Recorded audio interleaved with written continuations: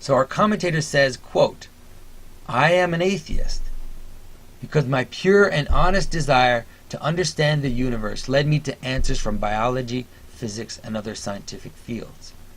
These answers are more sublime and precious than anything I know."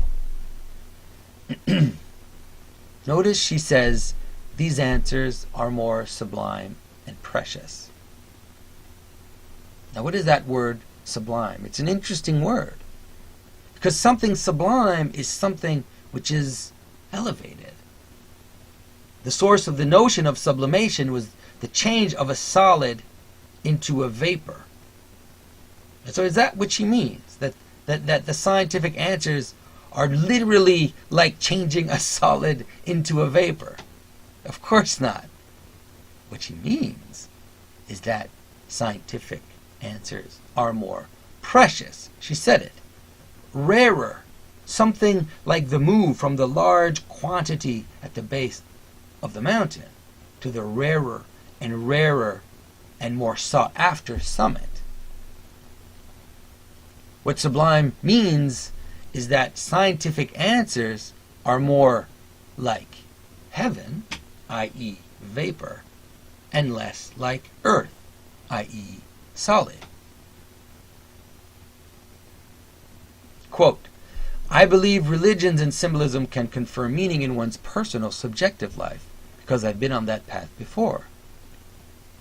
You could say that is enough, because all we have in our existence is our subjective point of view, but I believe it's a noble act to care less about that, and to desire to know what happens with the universe outside your own personal life. Then how could anyone judge you for being an atheist when science, as imperfect as it is, brought you knowledge about distant stars and galaxies, the small world of atoms, and much more?" Now, this is where we need to pay attention. That mysticism and religion did not enlighten us about matters above subjective and social aspects.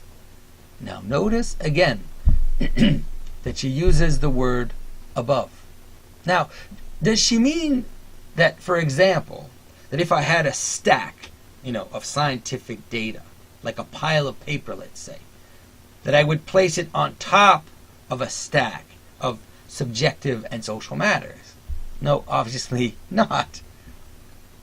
What she's saying is that there is a hierarchy of value, a mountain of meaning, and scientific knowledge is, in her opinion, closer to heaven, closer to the oneness of the summit. And that's really interesting, because the scientific method is, by its own admission, by its own process, a removal of all hierarchies of value. It is the leveling of the world into measurable phenomena, the removal of all meaning. Yet in order to express the superiority of science, our commentator must resort to the same language, the same structure we use to say that God, the absolute, the one, the origin of all multiplicity, is in heaven.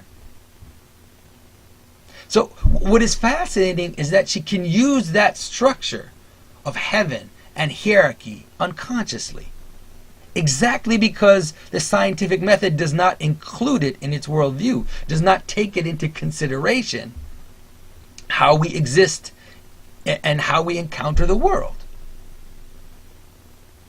She said it herself, quote, "It is a noble act to care less about our subjective point of view and to desire to know what happens in the universe outside your own personal life," unquote.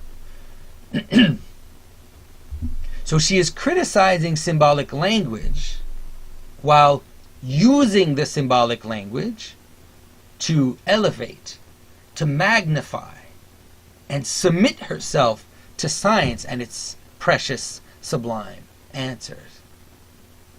But the language of elevation, of hierarchy, being indeed the manner in which we ascribe value to things, is the religious hierarchy that we find in Dante, or in Jacob's Ladder, or in Moses' ascent of the mountain, the great chain of being, as it has been called.